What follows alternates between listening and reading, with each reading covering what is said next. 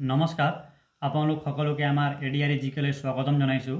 আজি আমি অসমৰ কোনটো ভাগত কোনটো জিলা অৱস্থিত তাৰ বিষয়ে আলোচনা কৰিম। আমি এই তথ্যটো আসাম গভৰ্ণমেণ্টৰ ৱেবছাইটৰ পৰা লৈ আহিছোঁ। আহক তেনেহ'লে ভিডিঅ'টো আলোচনা কৰিম। ভাগ হিচাপে অসমৰ 5টা ভাগত ভাগ কৰা হৈছে আৰু সেইবোৰ হ'ল উজনি অসম, যাক আমি আপাৰ আসাম বুলি কওঁ, নামনি অসম, লোৱাৰ আসাম, মধ্য অসম, চেণ্ট্ৰেল আসাম, উত্তৰ অসম, নৰ্থ আসাম আৰু বৰাক উপত্যকা বৰাক ভেলী হিচাপে জানো।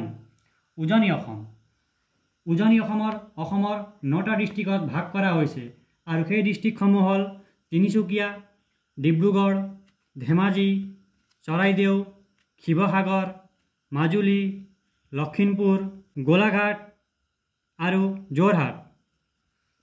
নামনি অসমত অসমৰ 13টা ডিষ্ট্ৰিক্টত ভাগ কৰা হৈছে আৰু সেইবোৰ হ'ল তামুলপুৰ, কামৰূপ ৰুৰেল, কামৰূপ মেট্ৰ', নলবাৰী, বাক্সা, বজালী, বৰপেটা, চিৰাং, বঙাইগাঁও, গোৱালপাৰা, কোকৰাঝাৰ, ধুবুৰী আৰু চাউথ চলমাৰা মানকাজাৰ।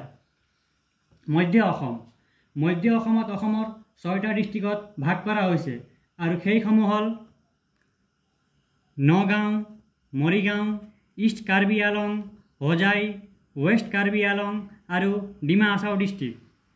উত্তৰ অসমত অসমৰ 4টা ডিষ্ট্ৰিক্টত ভাগ কৰা হৈছে আৰু সেইবোৰ হ'ল বিশ্বনাথ, শোণিতপুৰ, দৰং আৰু ওদালগুৰি।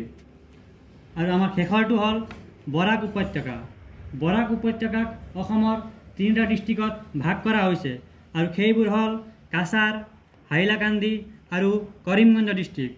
এতিয়া আপোনালোকে কমেণ্ট কৰি জনাওক যে আপোনালোকে আমাৰ এই ভিডিঅ'টো কোনটো ডিষ্ট্ৰিক্টৰ পৰা চাই আছে। ধন্যবাদ। আজিৰ আমাৰ এই ভিডিঅ'টোত ইমানেই। কাইলৈ আকৌ লগ পাম নতুন ভিডিঅ'ত নতুন টপিকৰ সৈতে। ধন্যবাদ।